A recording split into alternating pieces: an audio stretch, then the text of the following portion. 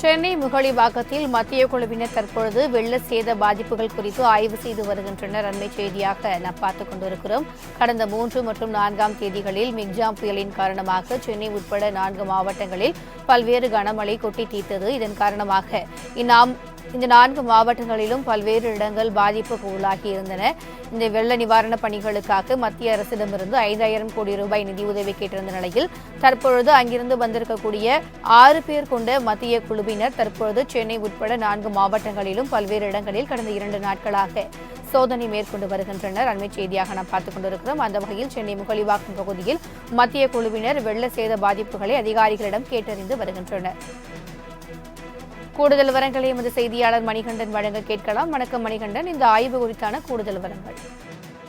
வணக்கம் திவ்யா. மிக்ஜாம் புயல் பாதிக்கப்பட்ட சென்னை, காஞ்சிபுரம், திருவள்ளூர், செங்கல்பட்டு ஆகிய 4 கடலோர மாவட்டங்களில் கடந்த 2 நாட்களாக 2 குழுக்களாக பிரிந்து மத்திய ஆய்வுக்குழுவினர் பல்வேறு இடங்கள்ல பாதிக்கப்பட்ட இடங்கள்ல பொதுமக்களை சந்தித்தும் பாதிக்கப்பட்ட இடங்கள்ல வைக்கப்பட்டிருக்கக்கூடிய பாதிப்பினை குறித்த வீடியோ காட்சிகளையும் அதே போல புகைப்பட தொகுப்புகளையும் பார்த்து அவருக்கு அந்த அறிக்கையை தயாரிப்பதற்கான ஆய்வுகளை மேற்கொண்டு வருகின்றனர்.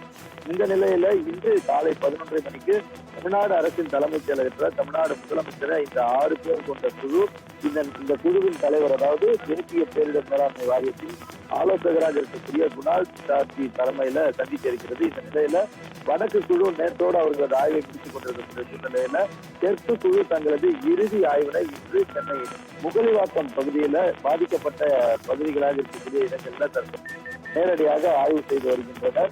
இந்த குழுவுல திமான் சிங் ஊரக வளர்ச்சி அமைச்சகத்தின் பிரதிநிதியாக இந்த குழுவில் இடம்பெற்றிருக்கிற திமான் சிங் மற்றும் ரங்கநாத் ஆடம் ஆகிய இருவர் தற்போது இந்த முகலிவாக்கம் பகுதியில் இருக்கக்கூடிய இடங்கள்ல ஆய்வு செய்து வருகின்றனர்.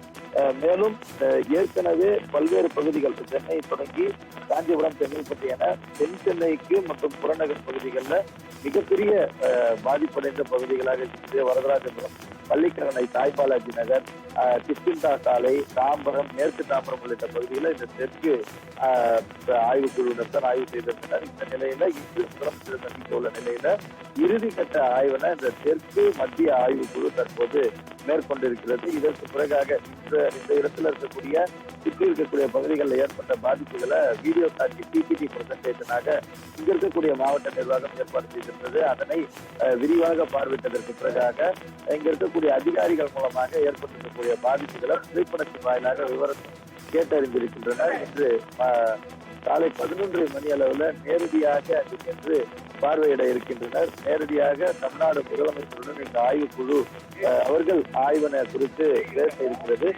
இதற்கு பிறகாக 1 வாரத்திற்குள்ளாக இந்த அறிக்கை தமிழ்நாடு வந்திருந்த மத்திய குழு இந்த 3 நாட்கள்ல இந்த மிக்ஜாம் புயலின் காரணமாக இந்த 4 வட கடலோர மாவட்டங்கள்ல ஏற்பட்டிருக்கக்கூடிய பாதிப்புகள் குறித்து தயார் செய்யக்கூடிய அறிக்கையை 1 வாரத்துக்குள்ளாக மத்திய அரசிடம் அளிக்கும். ஏற்கனவே தமிழ்நாடு அரசை பொறுத்தவரையில 5000 கோடி ரூபாய் இந்த மிக்ஜாம் புயல் காரணமாக நிவாரணமாக வேணும் என மத்திய அரசிடம் கோரிக்கை வைக்கப்பட்டிருக்கிறது.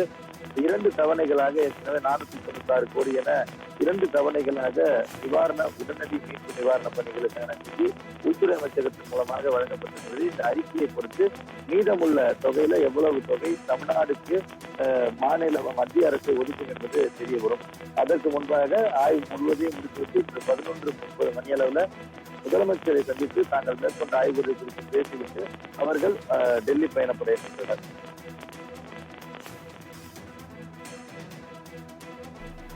கூடுதல் விவரங்களுக்கு நன்றி மணிகண்டன்.